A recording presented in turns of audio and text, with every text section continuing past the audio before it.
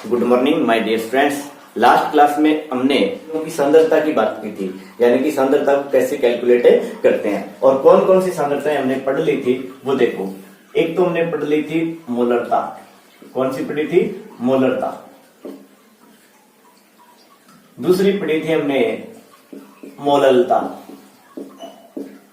और तीसरी अपने आज जो पढ़ रहे हैं वो है नॉर्मलता। मैंने बताया था आपको कि इसको हम कैपिटल एम से प्रदर्शित करते हैं, इसको स्मॉल एम से प्रदर्शित करते हैं और इसको कैपिटल एन से प्रदर्शित करते हैं। एक बार अपने क्या करते हैं, मोलरता का सूत्र क्या होता है, मोलरता का क्या होता है ये लिख लेते हैं।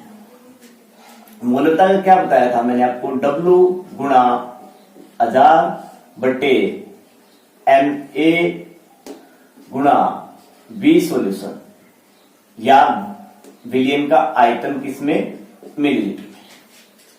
दूसरा मोलरता में मैंने क्या बताया था कि विलेय का भार W गुणा 1000 बटे ये MA और गुणा ये क्या हो जाएगा WB। इसको यदि आप लोग WA बोलो तो ये क्या हो जाएगा WB और किसमें? ग्राम में। और ये WB है वो किसका द्रव्यमान है? विलायक का द्रव्यमान है। अब आज जो हम पढ़ने वाले हैं वो क्या है? नॉर्मलता। अब देखो नॉर्मलता किसे कहेंगे, इसकी डेफिनेशन क्या हो जाएगी? 1 लीटर विलियन में, 1 लीटर विलियन में उपस्थित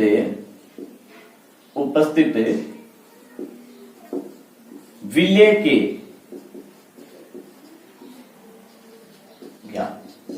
तुल्यांकों की संख्या उस विलियन की नॉर्मलता कहलाती है। नॉर्मलता कहलाती है।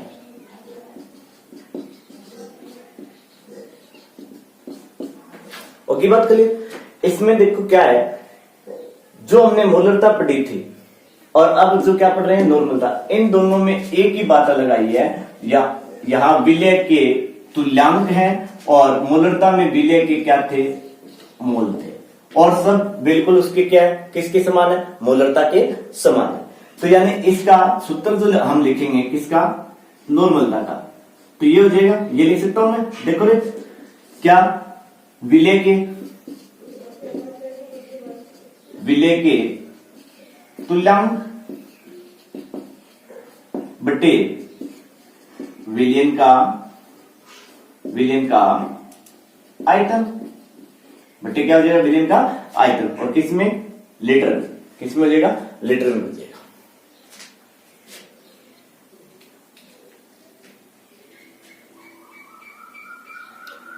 अब देखो यहां पर ये क्या चीज होती है? क्या? तुल्यांक। देखो इंपॉर्टेंट पॉइंट है ये, जो अपना थर्ड चैप्टर जो पढ़ेंगे ना इलेक्ट्रोकेमिस्ट्री, उसमें सबसे ज्यादा अपने काम में जो लेंगे वो जो सांद्रता होगी वो कौन सी होगी? नॉर्मलता होगी।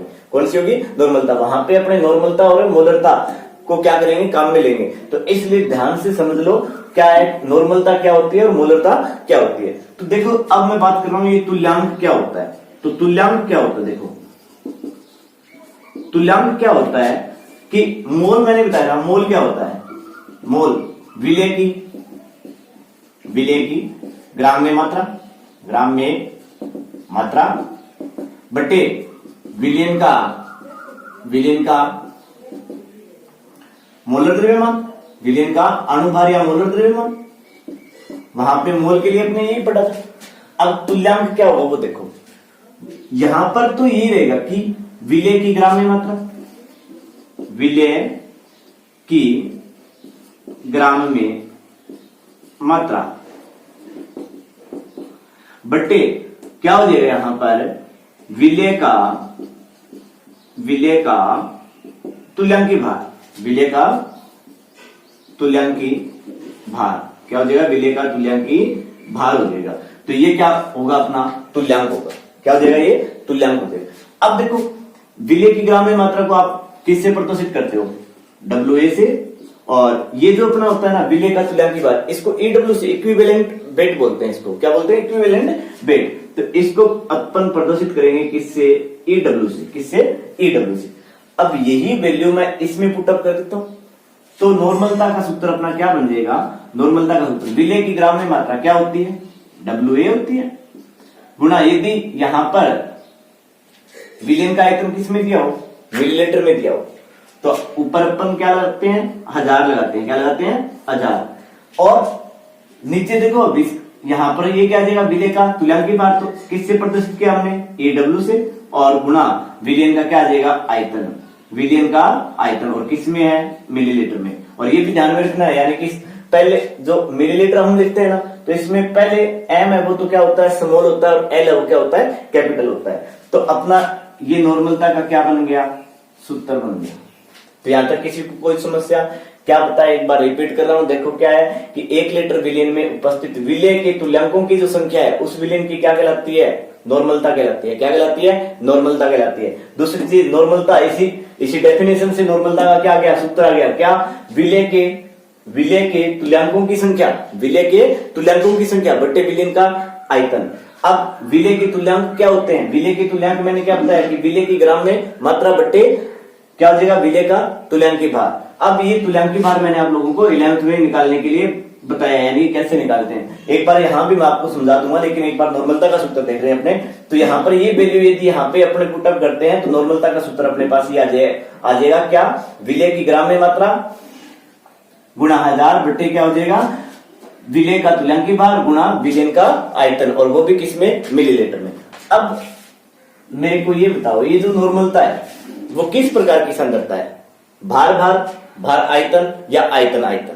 मैंने आपको बताया था ये जो मोलरता है ये किस प्रकार की सांद्रता है, भार आयतन। किस प्रकार की है, भार आयतन। कैसे कि विलेय का भार होता है बट्टे विलेय का क्या होता है, आयतन होता है। दूसरा ये मोललता है, ये मोललता, ये किस प्रकार की सांद्रता होती है, भार भार प्रकार की सांद्रता होती है। सबको समझ में आ रहा है ना कि कैसे होगा भार भार। आपको पता है विलेय का भार काम में लेते हैं, और बट्टे विलायक का भी क्या काम में लेते हैं, भार काम में लेते हैं। तो ये भी क्या होगी, अपनी भार भार सांद्रता होगी।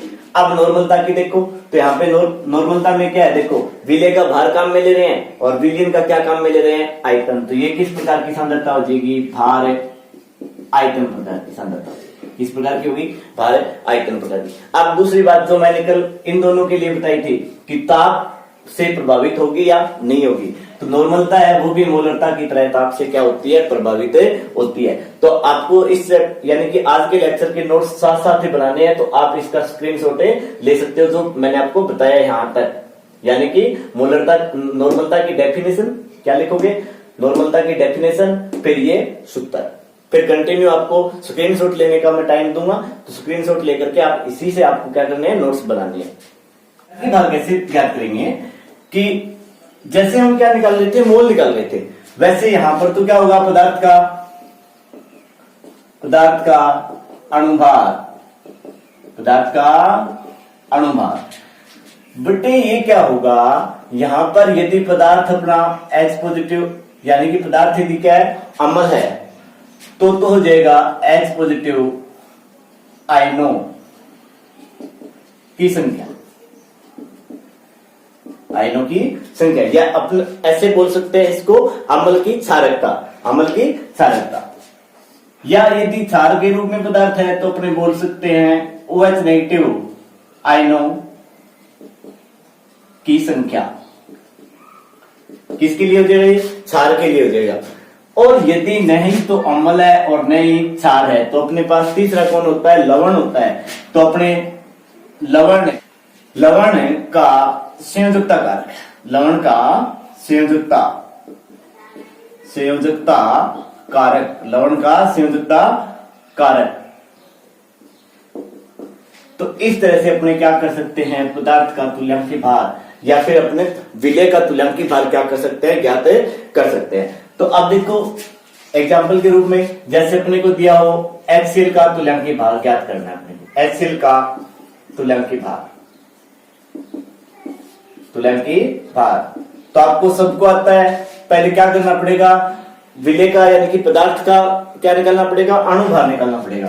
तो अणुभार आपको पता है क्लोरीन का कितना होता है 35.5 परमाणु भार प्लस हाइड्रोजन का 1 बटे, यानी कि यहां पर देखो H पॉजिटिव आयनों की संख्या यहाँ पे प्रतिस्थापन हो गया है। H पॉजिटिव आयन अपन को कितने दिखाई दे रहे हैं, यहाँ देखो 1 दिखाई दे रहा है, तो यहाँ पे भाग लगाएंगे 1 का, तो ये क्या आएगा 36.5 आएगा, क्या आएगा 36.5। तो HCl के लिए या अपन यहाँ पे ऐसे बोल सकते हैं कि यदि एक प्रोटिक अम्ल है या ऐसे अम्ल जिनकी क्षारकता क्या होती है 1 होती है, तो उनका तुल्यांकी भार और अणुभार है वो क्या रहता है, समान रहता है। तो HCl के लिए कितना हो गया 36.5, क्या हो गया तुल्यांकी भार। इसी को आप लोग क्या बोल सकते हो, अणुभार बोल सकते हो, किसके लिए, HCl के लिए।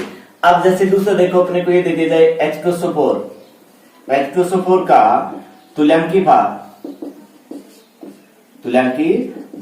तो आपको यहां पर देखो प्रतिस्थापन योग्य हाइड्रोजन कितने दिखाई दे रहे हैं, 2 दिखाई दे रहे हैं।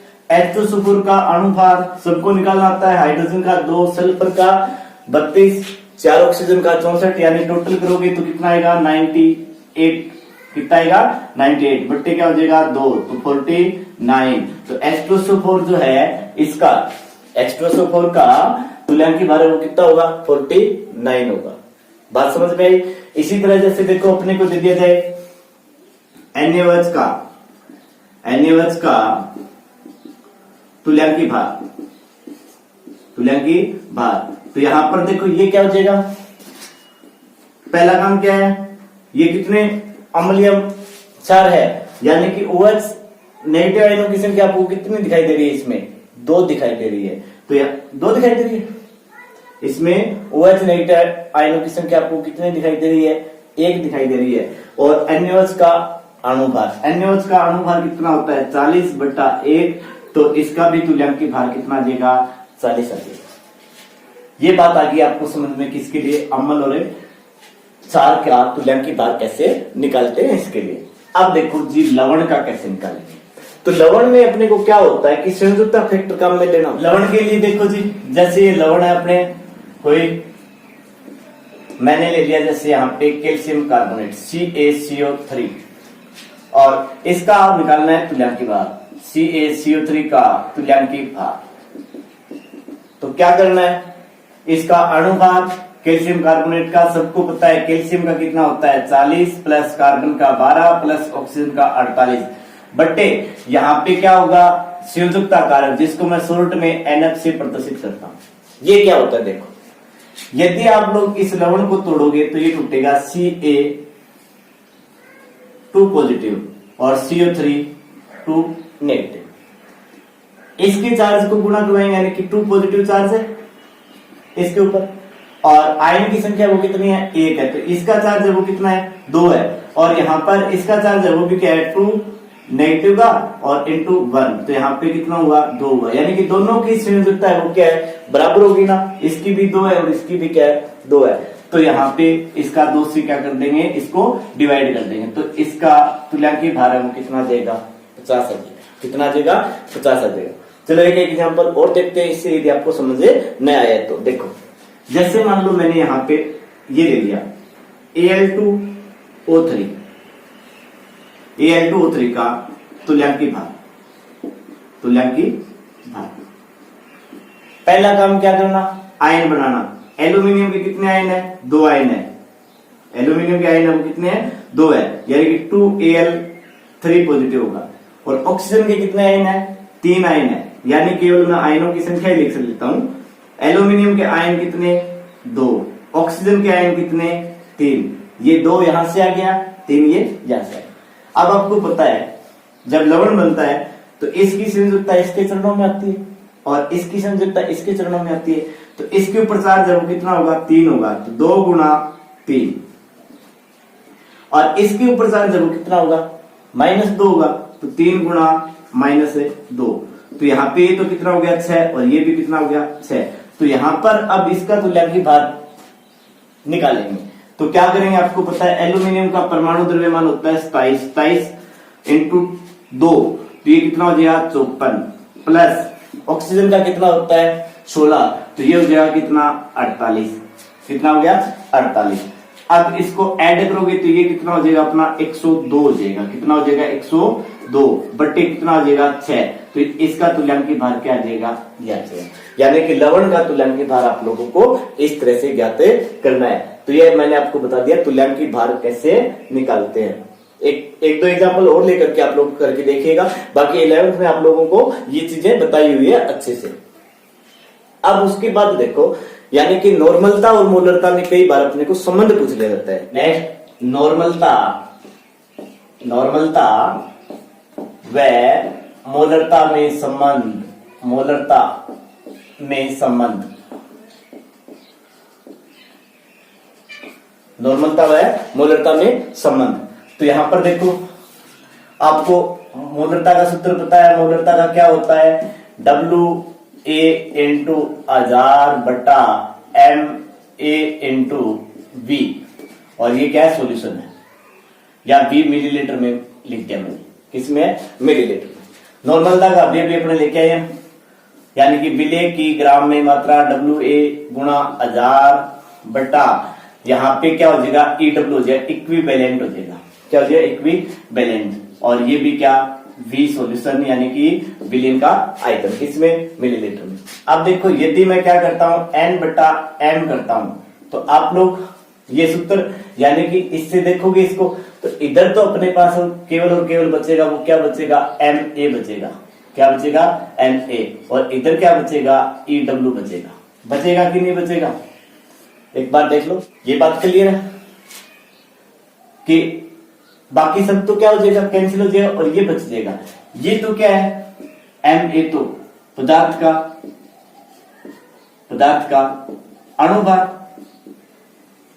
पदार्थ का क्या है, अणुभार। और ये क्या है, पदार्थ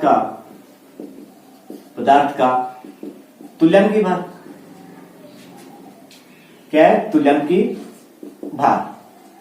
बात क्लियर है, समझ में आ रही है ये बातें कि ये तो पदार्थ का अणुभार हो गया, और ये पदार्थ का क्या हो गया, तुल्यांकी भार हो गया।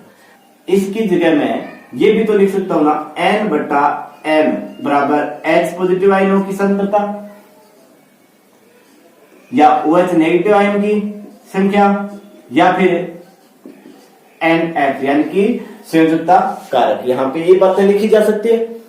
तो इस सूत्र से देखो, अपन क्या लिख सकते हैं, यहाँ पे नॉर्मलता बराबर अपना क्या आ जाएगा, H पॉजिटिव आयन की सांद्रता, यानी कि अम्ल के लिए हो जाएगा। ये किसके लिए हो जाएगा, क्षार के लिए हो जाएगा। और ये किसके लिए हो जाएगा, लवण के लिए हो जाएगा। और गुणा क्या हो जाएगा, M। क्या हो जाएगा, N। या ये सब क्या है, एक तरह से इनको शॉर्ट में नाम दिया जाए तो ये क्या होती है, एक तरह से संयोजकता होती है। क्या होती है, संयोजकता। और यहां पर अपने नॉर्मलता के लिए संबंध लिख सकते हैं कि नॉर्मलता बराबर क्या होता है, संयोजकता गुणा मोलरता। संयोजकता गुणा मोलरता, ये हो जाएगा, संयोजकता गुणा मोलरता। क्लियर है ये बात। यहाँ पे मैंने देखो इनकी जगह ये क्यों लिखा, क्योंकि अभी पीछे अपने क्या किया था, तुल्यांकी भार निकाला था। तो तुल्यांकी भार बराबर हमने क्या देखा था भाई, तुल्यांकी भार बराबर हमने यही तो लिखा था ना कि अणुभार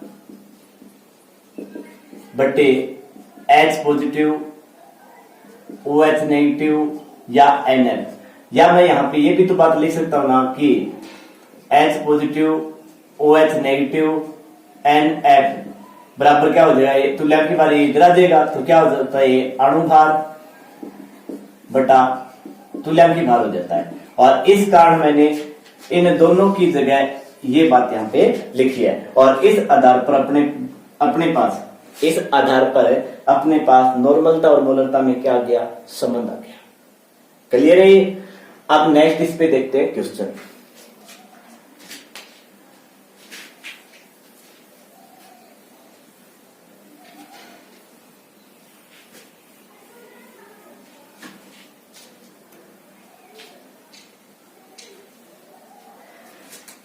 जैसे देखो अपने को ये क्वेश्चन दिया जाए, क्वेश्चन 3M H2SO4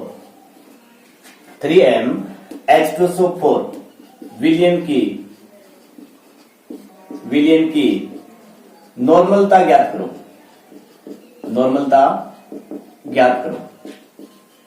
क्या ज्ञात करनी है अपने को, नॉर्मलता ज्ञात करनी है। तो देखो यहाँ पे क्या क्या दिया हुआ अपने को, एक तो क्या दी हुई है, मोलरता दी हुई है, मोलरता कितनी है 3m में। पूछा क्या है, नॉर्मलता पूछी है, क्या पूछी है, नॉर्मलता। तो अब तुमको पता है, अभी समझ में निकाला था आपने, तो नॉर्मलता बराबर यानी नॉर्मलता बराबर क्या होता है, अम्ल है, तो इसमें क्या होंगे, H पॉजिटिव आयनों की संख्या होगी। तो H पॉजिटिव आयनों की संख्या प्रतिस्थापन योग्य H पॉजिटिव आयनों की संख्या ली जाती है हमेशा। तो यहाँ पे H पॉजिटिव आयनों की संख्या गुणा क्या हो जाएगा, मोलरता हो जाएगा, क्या हो जाएगा, मोलरता। तो यहाँ पर नॉर्मलता बराबर अपना क्या जाएगा, H पॉजिटिव आयन, यानी कि यहाँ पे प्रतिस्थापन योग्य H पॉजिटिव आयन है वो कितने हैं, 2 है। तो ये हो जाएगा जी अपना 2 गुणा मोलरता कितनी है, अपनी मोलरता कितनी है 3, तो यहाँ पे कितना जाएगा 6, कितना आ जाएगा 6, यानी कि इस विलयन की जो नॉर्मलता है वो क्या हो जाएगी 6 से n हो जाएगी। तो किसी को कोई समस्या नहीं है। जैसे देखो अपने को ये क्वेश्चन दिया हो कि 500 मिलीलीटर NaOH विलयन में 0.5 ग्राम NaOH घुला है, इस विलयन की नॉर्मलता व मोलरता ज्ञात करो। अपने को क्या क्या पूछा है, एक तो नॉर्मलता पूछी और एक मोलरता पूछी। तो सबसे पहले नॉर्मलता का सूत्र सभी को पता है कि विलय की ग्राम में मात्रा, विलय की ग्राम में मात्रा जिसको WA से प्रदर्शित करते हैं, ग्राम में दी हुई है तो अपने क्या लिखेंगे, 1000 लिखेंगे, बटे विलय का मोलर द्रव्यमान, बटे नॉर्मलता याद कर रहे हैं ना, तो विलय का तुल्यांकी भार किससे व्यक्त करते हैं, AW से, और गुणा V मिलीलीटर में। ये क्या हो गया, नॉर्मलता का सूत्र हो गया। अब अपने को क्या क्या चाहिए वो देखो, WA विलय की ग्राम में मात्रा दी हुई है, कितनी है 0.5 ग्राम। दूसरा अपने को क्या चाहिए, तुल्यांकी भार चाहिए EW। अब देखो इसमें प्रतिस्थापन योग्य OH नेगेटिव आयनों की संख्या कितनी दिखाई दे रही है आप लोगों को, एक ही दिखाई दे रही है। तो NaOH के लिए अणु भार और तुल्यांकी भार दोनों क्या होगा, समान होगा, और NaOH का तुल्यांकी भार है वो कितना होता है, 40 होता है। कितना होता है, 40। किसी को पता नहीं है तो देख लो, सोडियम का 23 प्लस ऑक्सीजन का 16 और हाइड्रोजन का 1, हाइड्रोजन का कितना होता है 1, तो ये टोटल कितना आ जाएगा 40। तो WA आ गया, EW आ गया। V यानी कि वॉल्यूम कितना है इसका, 500 ml, कितना है 500 ml। वैल्यू पुटअप करनी केवल, यानी कि यहाँ पे 0.5 गुणा 1000 बटा 40 इंटू 500, ये पॉइंट हटा दोगे, ये बन जाएगा 20 से 20 ये कट जाएगी, 10 से 10 ये कट जाएगी, 5 एकम 5, 5 अठा 40, कितना आ गया 1/8 आ गया, 1/8n। इसकी नॉर्मलता इसको हल करोगे तो क्या जाएगा 1/8n आ जाएगा। जैसे देखो आपको एक क्वेश्चन दिया हुआ है, 6.3 ग्राम ऑक्जेलिक अम्ल 250 मिलीलीटर विलयन में घुला है, इस विलयन का घनत्व 1.10 ग्राम घन सेमी इन्वर्स है, तो इस विलयन की मोलरता, नॉर्मलता, मोललता ज्ञात करो। तो ये जो क्वेश्चन है, जो अपने आज यहाँ पे सांद्रता नॉर्मलता कंप्लीट कर ली, इससे पहले हमने मोललता कंप्लीट की थी और इससे पहले हमने मोलरता कंप्लीट की थी। तो तीनों प्रकार के जो पॉइंट मैंने अभी सांद्रता से संबंधित आपको करवाए हैं उन पे आधारित ये क्वेश्चन है। तो आप लोग इस क्वेश्चन को हल करोगे और हल करने के बाद जो कल मैंने आपको नंबर दिया था उस पर अपने नाम सहित इसका आंसर भेजोगे। धन्यवाद।